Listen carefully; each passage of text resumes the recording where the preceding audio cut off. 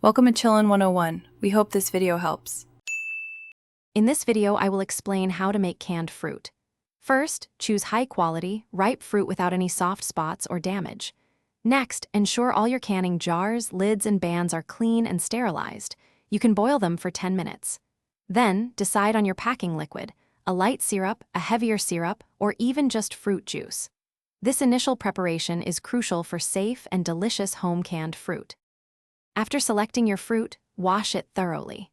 Peel, core, and slice it into uniform pieces, like 1/2-inch slices for peaches or whole berries.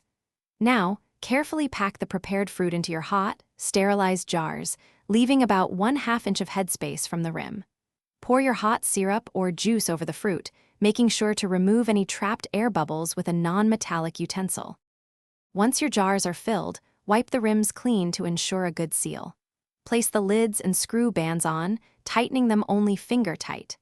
Carefully lower the jars into a boiling water canner, making sure they are fully submerged by at least 1 inch of water. Process the jars for the recommended time, which varies by fruit type and altitude, to ensure proper preservation.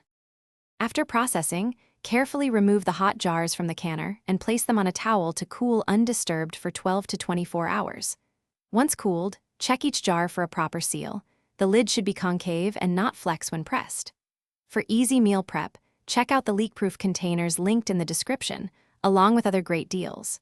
Store your properly sealed jars in a cool, dark place and enjoy your homemade canned fruit for up to 12 months.